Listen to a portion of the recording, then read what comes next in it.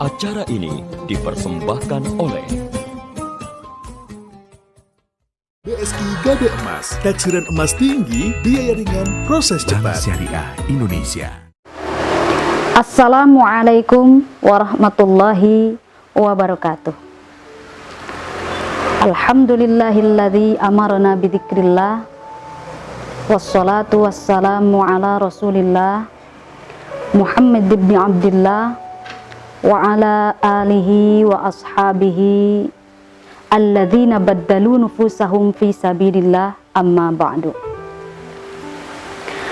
Para pemirsa hadirin dimanapun Anda berada, jumpa kembali dengan Neng Lala dalam Khazanah Ramadan Kementerian Agama kita, Kabupaten Pangandaran tercinta. Kaifa halukum? Semoga semuanya senantiasa sehat, afiat, berlimpahkan rizki, halalan thayyibat, hidup lebih bermanfaat dan bermaslahat. Allahumma amin ya Allah ya Rabbal Alamin. Neng Lala masih dengan Sukari Manis, Sukari, suguhan kajian Ramadan indah. Manis, mari kita niatkan segala sesuatu semata-mata karena Allah Subhanahu wa Ta'ala. Hadirin rahimakumullah, 2 pekan sudah Ramadan membersamai kita. Dekaplah dia dengan penuh keampunan.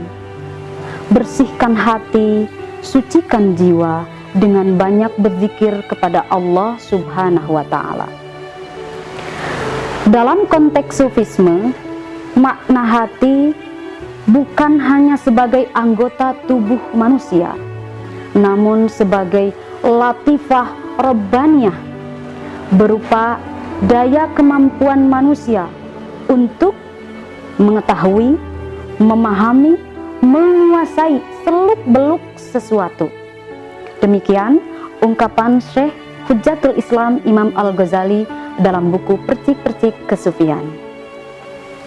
Oleh karena itu, hati kita harus selalu senantiasa kita jaga, harus selalu kita pelihara, ditata sebaik mungkin agar jangan sampai terkotori, ternodai, tercemari oleh virus-virus dan bakteri ruhani yang dapat menyebabkan penyakit hati. Karena kotor dan bersihnya hati akan berimplikasi pada perilaku sehari-hari. Apabila hatinya baik, maka perilakunya pun akan baik. Apabila hatinya buruk, busuk, maka pikiran jahat akan mudah merasuk. Sebagai bukti, banyak orang yang stres karena hatinya tidak beres. Banyak orang yang jahat karena hatinya tidak terawat. Banyak orang yang keji karena hatinya tidak terpuji. Demikian contoh sebagian kecil dampak negatif dari kotornya hati akibat jarang dibersihkan, sehingga mengakibatkan jiwanya banyak masalah tidak karuan.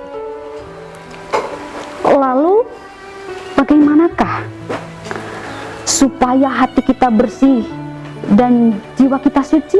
Jawabannya dengan zikrullah, zikir kepada Allah Subhanahu wa Ta'ala. Sebagaimana Allah Subhanahu wa Ta'ala berfirman dalam Al-Quran surah Ar-Ra'd ayat 28, A'udzu billahi minasyaitonir rajim, bismillahirrahmanirrahim. A'udzu billahi minasyaitonir rajim, bismillahirrahmanirrahim. Alladzina amanu wa tatma'innu qulubuhum bidzikrillah. Ala bidzikrillahi tatma'innul qulub. Dengan ayat ini Allah memberikan langkah metodis bagi kita dalam rangka membersihkan hati dari virus-virus hati dan bakteri ruhani yang dapat menyebabkan hati dan jiwa tidak tenang dan bimbang, yakni dengan zikir kepada Allah Subhanahu wa Ta'ala. Sebagaimana sabda Rasulullah sallallahu alaihi wasallam, likulli syai'in suqalah wa suqalatul qalbi zikrullah. Setiap segala sesuatu ada alat untuk membersihkannya, dan alat untuk membersihkan hati adalah zikir kepada Allah Subhanahu wa Ta'ala. Hadirin rahimakumullah, sukari manis dimanapun Anda berada. Lalu apa yang dimaksud dengan zikir? Profesor Dr. Quraish Shihab dalam bukunya Wawasan Al-Quran tentang zikir dan doa menjelaskan, yang dimaksud dengan zikir adalah kesadaran atas keberadaannya Allah Subhanahu wa Ta'ala kapanpun dimanapun, dan kesadaran atas kebersamaannya dengan makhluk. Oleh sebab itu, sebanyak apapun aktivitas kita, sesibuk apapun kegiatan kita, tetap zikir tidak boleh ditinggalkan. Bapak-bapak sedang di kantor, ingatlah kepada Allah agar seluruh kekuasaan dan kebijakannya lebih bermaslahat dan bermanfaat untuk umat. Ibu-ibu sedang di pasar, sedang arisan, sedang di dapur, semuanya, seluruh kegiatan ibu-ibu tetap ingat kepada Allah Subhanahu wa Ta'ala. Anak-anak sedang sekolah, anak-anak sedang kuliah, tetap ingat kepada Allah. Insya Allah, apabila seluruh aktivitas, seluruh kegiatan kita dibarengi zikir kepada Allah Subhanahu wa Ta'ala, Allah akan senantiasa membimbing langkah kita dan menghindarkan kita dari perbuatan durhaka. Allahumma amin ya Allah ya Rabbal alamin. Hadirin ma'asyiral muslimin wal muslimat rahimakumullah. Lalu kapan harusnya kita berzikir? Sebagai jawabannya, mari kita renungkan dalam Al-Quran surah Al-Ahzab ayat 41. A'udzu billahi minasyaitonir rajim. Bismillahirrahmanirrahim. Ya ayyuhalladzina amanu dzkurullaha dzikran katsira. Hai orang-orang yang beriman, berzikirlah dengan menyebut nama Allah, zikir yang sebanyak-banyaknya. Dalam ayat ini Allah memerintahkan kepada kita selaku insan-insan beriman untuk tetap senantiasa berzikir kepada Allah Subhanahu wa Ta'ala kapanpun dan dimanapun. Sebagaimana terungkap dalam kalimat Udzkurullaha dzikran katsira, ay udzkurullaha bitahlili wat tahmidi wat tamjidi wat taqdisi dzikran katsira bil laili wan nahari was safari wal hadar.